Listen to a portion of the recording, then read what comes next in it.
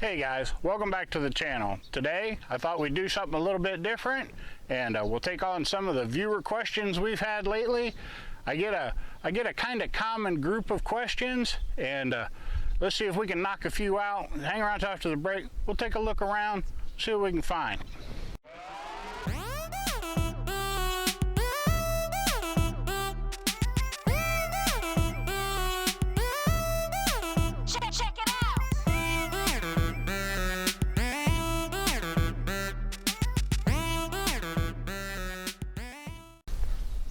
Alright guys, like I said, there's a common core group of questions that we seem to run into over and over again, and that's a good thing. You know, we're a channel that's growing and we always have new subscribers, and that means we have people of all different experience levels, and people who haven't seen our previous videos or just new to gardening. So we want to make sure that we reach them too. So today might be a little bit repetitive for some of you, and it may be a little bit basic.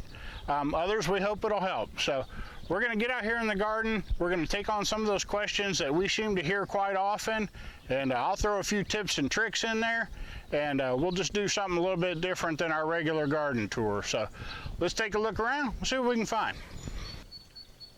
Okay guys, one thing we get asked about quite a bit is our cabbage. We usually have nice big cabbage plants, and they usually roll up into some nice big heads. You can see these here they're doing pretty well. Got some nice heads forming up on them, and they go on down. We've got a whole row of them. But a lot of people want to know how we keep the insects off of them, and we've never made any bones about it. We spray for insects here. We're not completely organic. We just try to be safe. So while the plants are still young, we use a liquid 7 concentrate, and we spray them with that. And once they start to twist up into the heads, or any other plant, once it, like the broccoli over here, once it starts to produce edibles, then we switch over and use a product called BT.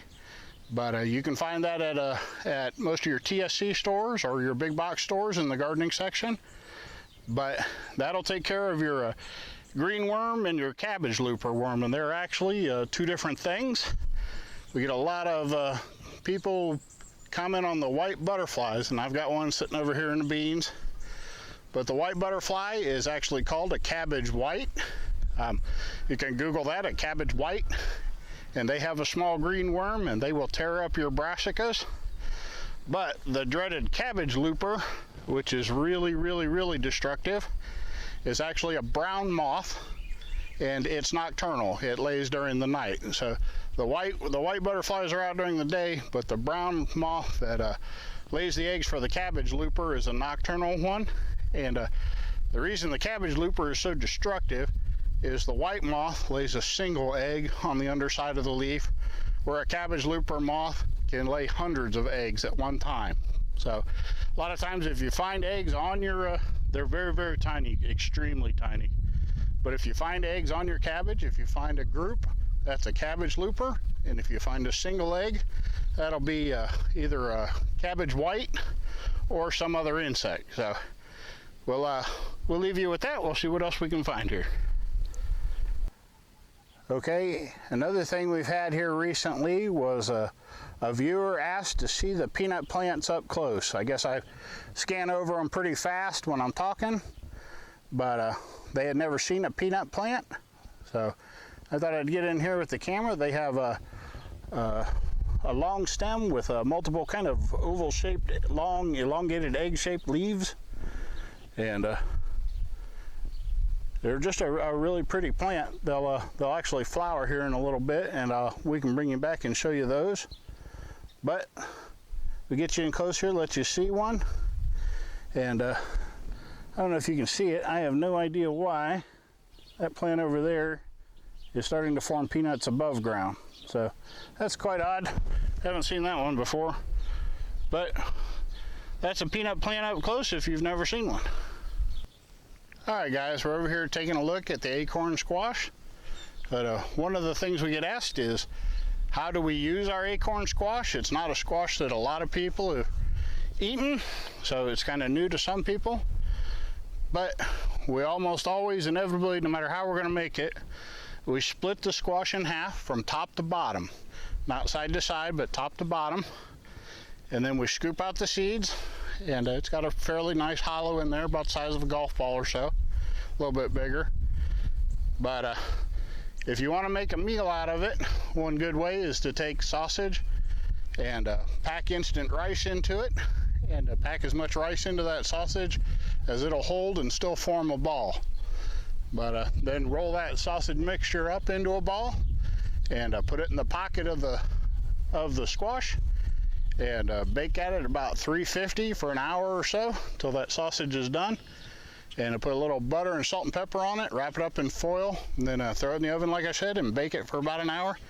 That's a real good way to make it. Or a lot of people will wrap it in foil and put brown sugar and cinnamon and butter in it, and serve it as a dessert. Now, if you'd like it, make it into a complete meal, then just split it in half. Make half with the sausage and make the other half with the brown sugar, and you can have a meal and dessert out of the same acorn squash. So that's how we make it. If you never tried one before, maybe go to the store and grab one, see if you like it, and if you do, you can include it in your garden. They're fairly hardy. Okay guys, we're over here at the raised bed garden now, and another thing you might hear around the channel, a term we use is late season tomatoes. And what we mean by that is, these tomatoes here is a cherry tomato. They are already up and already producing. So these tomatoes here are actually clones of the mother plant. We took the suckers and some of the suckers and some of the tops off the mother plant, put them directly into the ground. This ground was shaded by some Brussels sprouts and stuff that we had planted in here. You can see we've since harvested those. There's the stumps from them in the ground there. But they provided enough shade that these tomatoes could go ahead and catch on and get some roots underneath them before we harvested the brassicas. And these tomatoes will come up and produce tomatoes later into the summer. When the parent plant is dead, these will just be hitting their stride. So when we say late season tomatoes, they just extend our tomato season, but they're usually, what we do is clone right from the mother plant. We can do that over in our other tomato bed as well. We'll let those tomatoes come up and grow, and then just as they start to slow down, we'll pull suckers off of them, stick them right back in the ground at the base of the tomato plant, and those will be, I don't know, 1.5 feet, 2 foot tall by the time the parent plant dies, and they'll keep right on going. But if you do that, it's important if you grow next to an adult plant that you keep the lower leaves cut on the adult plant so it doesn't pick up blight. Blight can spread from plant to plant, so it can spread over and get on your young ones too. So if you're going to plant for late season tomatoes at the base of a summer plant, then make sure you trim those bottom leaves and keep them up away from the blight in the soil. Alright guys, we're over here at the snacker onions, and we've got a whole bunch planted in here. You can see them all there, but one of the questions that we had on this was how deep do you plant your onions? And my answer is that the only part of an onion that needs to be in the ground are the roots. Now we pinch up a little dirt. Now when we plant the green bundled sets, we pinch up a little dirt around them to hold them upright. When you're planting the second year sets like these, then there's no real need. You just get them just far enough into the ground that the roots stay shaded and in contact with the ground, and they'll take on just fine. You can see these here, a lot of them are a couple inches tall, but there's no need to push those clear down into the soil or cover them with soil. They do just fine right on top. All the soil does on the side of an onion is keep it from expanding and becoming a big onion. So speaking of that, we should probably have a talk about first year and second year onions. A first year onion are the green starts that you can buy in bundles, and a second year onion are these dried sets you can see here. But the first year of an onion's life, it tries to grow a great big bulb, and that way it can survive the winter. And those great big bulbs are the ones we like to buy at the store and eat. So if you want large onions, you have to grow first year onions. Either start them from seed or use the green bundled onions, and make sure that you're growing an onion that's right for your area. Up north, you need a long day onion. We're in the middle of the country like we are. There's an intermediate day onion, and if you're way down south, you need you a short day onion. So that can throw you off too. But if you're planting the little onion sets like these are second-year onions, and a second-year onion puts all of its energy into producing a seed head later on in the season. So they never get big. They will only produce a green onion. Now, if that's what you want, and that's actually what we want, that's why we planted these this way, is we're going to do a little bit of onion pickling and stuff we haven't shown before. So I'm going to show you guys how to pickle up some onions, and we're going to need a bunch of them since they're going to stay small. So we went ahead and planted these sets, but I don't recommend it if you're growing onions to eat. Then you want to grow first-year onions. Make sure you're starting them from seed, or like I said, buy them in bundles. Well, a great place to get them in bundles is Dixondale's. Punch that in. It's like the Mason-Dixon line, just Dixondale's. They've got good onions there, and they've got a pretty good customer service there, so they can tell you what you need to grow. But that's my little speech on 2-year onions and how deep you need to plant them. But we'll go on and find us something else to look at. All right, guys, we got lucky here, and I found a side-by-side example of something I wanted to tell you about. Is you'll hear a lot of times people talking about their broccoli, they'll say it's bolted, and or it's bolted from the heat. Broccoli is a cool weather crop, and heat makes it bolt. But if you don't know what bolting is, this is a regular broccoli head. It's nice and tight. It's about perfect for harvesting right where it is now. And over here, right next to it, is a head that started to bolt.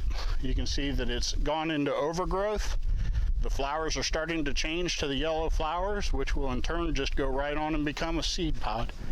So this one's getting ready to form seeds, and that is a regular head. So when you hear people say that their plants are bolting, especially broccoli, there's a great example. That broccoli is starting to loosen up, and we'll probably keep that one for seed.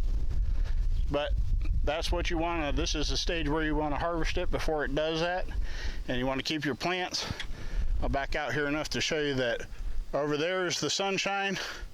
These plants are in the shade, and that's part of why we want to be able to grow these brassicas.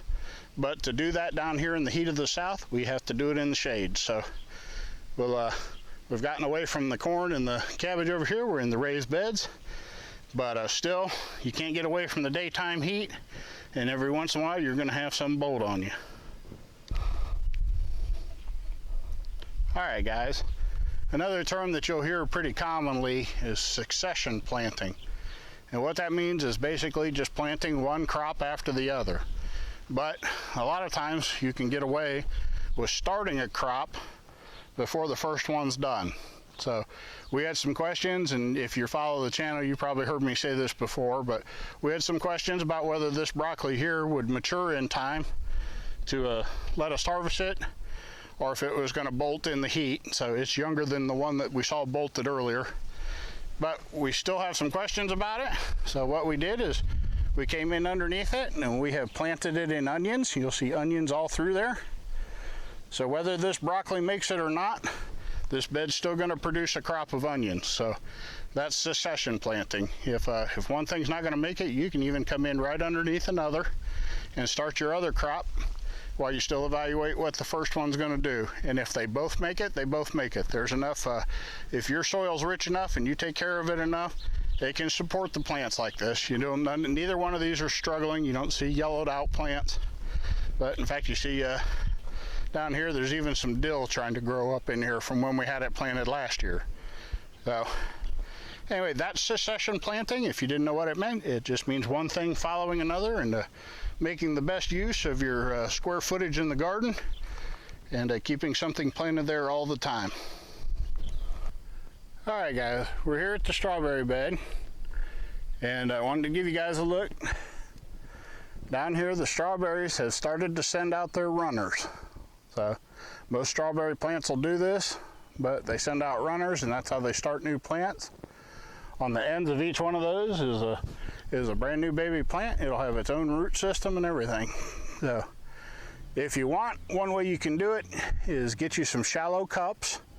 And if you've got your strawberries in a wood bed like this, it doesn't have to be as tall as this one. But if they're in a wood bed, you can take a small cup and use a thumbtack and hang it on the side of the bed there. Put some dirt in it, and then put that runner off in it, and bury the base of the runner. And you want to make sure that you have roots up here.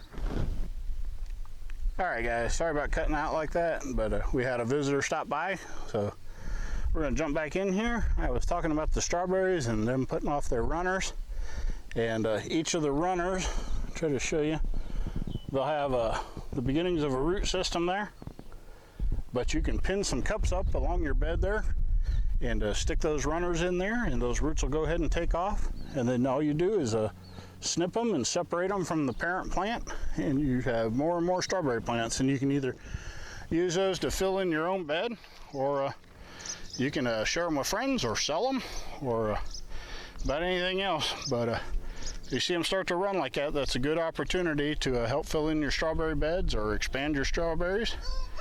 Those are called the runners. All right, guys, we'll take a look at the basil here, and we're getting ready to start harvesting on it. We'll be making pesto out of it, but one thing people don't know is at the end of the season, if you want to take off your long stems of basil, you can put them in a cup with water and they'll form roots, and you can take them into the house for the winter and grow them as a house plant. But you can keep your basil going all year long. All you got to do is take a long stalk off, strip most of the leaves, put it in a cup of water, and it'll start to form roots. But like I said, once it gets some roots on it, you put it in some dirt and you can keep it in the house as a house plant and pick at it all winter long. All right, guys, we're over here at the carrots. There's another one people ask us about sometimes is, do we have trouble with the carrot flies? And I'll show you our boxes here are 3 2x6s high. That's 16.5 inches tall. And carrot flies, when they fly around, they fly 1 to 2 inches off the top of the grass. So if you keep the grass down around your boxes, the carrot flies will never really discover that you have carrots.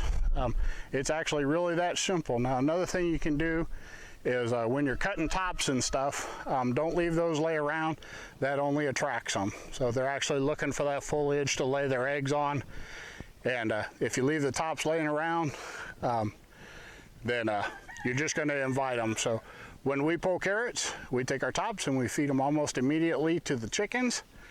They dispose of them pretty readily, so we don't have a real problem with carrot flies here. But if you're having trouble with them, you need to get your carrots on up in a raised bed, and make sure you tidy up all your tops and stuff when you're working and cleaning them up for harvest. So that's one way to keep them out of your way. There's no real way to spray for them or anything. You just need to get your carrots up above ground level where a carrot fly lives. All right, I had a few questions on the tomatoes, and in particular why we use grass around the tomatoes. But a lot of it is to keep the soil moist. The tomatoes really like to have a nice even moisture all the time. They don't like to be soggy, then dry, then soggy. That causes splitting and all kinds of problems. But they like to be pretty consistently wet, and the blight that affects tomatoes lives in the soil. And it bounces back when you're watering or when you have a hard rain or anything. The water bouncing back up off the ground carries the blight up onto the plants.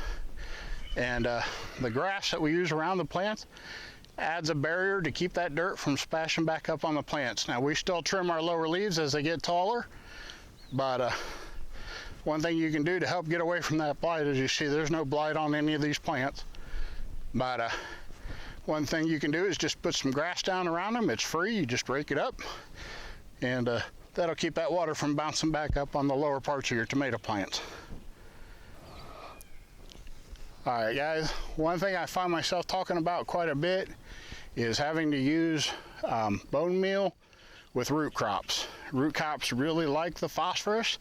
They're not super fond of nitrogen, and there's some other plants like beans and tomatoes and things like that that they put on their fruit via a flower, that the phosphorus helps those plants put on additional flowers too.